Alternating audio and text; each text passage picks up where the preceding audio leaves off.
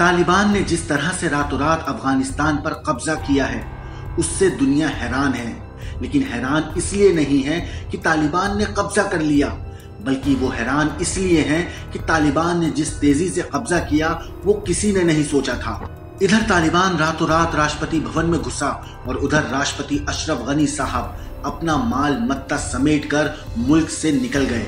तालिबान का अफगानिस्तान पर कब्जा होते ही लोगों में डर और दहशत पैदा हो गई है, क्योंकि आने वाले वक्त में तालिबान के कट्टर कानूनों की वजह से उनकी आने वाली जिंदगी पर भी मुसीबत के काले बादल घिर गए हैं। तालिबानियों के अफगानिस्तान पर कब्जे के बाद वहां के हालात पूरी तरह से बदल गए हैं, क्योंकि खास तौर पर महिलाओं की आजादी पर पूरी तरह से प्रतिबंध लगा दिया जाता है। लोगों के मन में ये डर बैठ चुका है कि आने वाले वक्त में अफगानिस्तान में बहुत सारी क्रूर प्रथाओं का जन्म हो जाएगा। लेकिन अफगानिस्तान में इससे पहले से ही एक ऐसी प्रथा चली आ रही है जिसे बच्चाबाजी के नाम से जाना जाता है। लेकिन आखिर क्या है ये बच्चाबाजी प्रथा? तो चलिए आज क्राइम तक पर हम आपको इस हैवानियत भरी प्रथा के बारे में बताते हैं। दरअसल बच्चाबाजी एक ऐसी प्रथा है जिसमें 10 साल के आसपास वाले बच्चों से अमीर लोग पार्टियों में डांस करवाते हैं। ये बच्चों के टैलेंट को प्रोत्साहित करते नहीं हैं, बल्कि ये बच्चों पर अत्याचार करते हैं। इस प्रथा में बच्चे इन पार्टियों में लड़कियों के कपड़े पहनकर और मेकअप करके डांस करते हैं।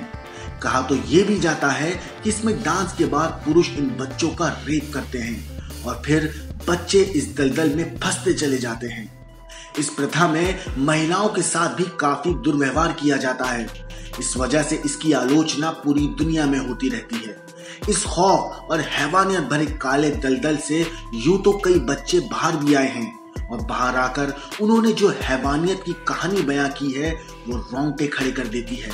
वैसे तो अफगानिस्तान में समलैंगिकता को गैर इस्लामिक और अनैतिक माना जाता है, लेकिन वहां पर ये प्रथा काफी आम है, जिस प्रथा में बच्चों के साथ दुष्कर्म किया जाता है। इस प्रथा को यहाँ बच्चा बैरिश कहा जाता है और वो लड़कियों की तरह कपड़े पहनकर नाचते हैं।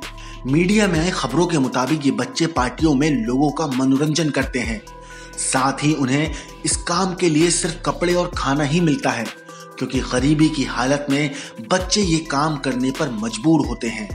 जिन लोगों के पास खाने के लिए कुछ भी नहीं होता है वो लोग इसको सहारा बनाते हैं।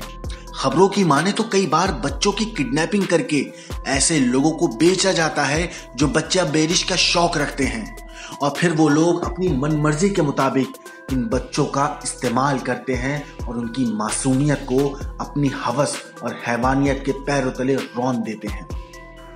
ब्यूरो रिपोर्ट, क्राइम तक।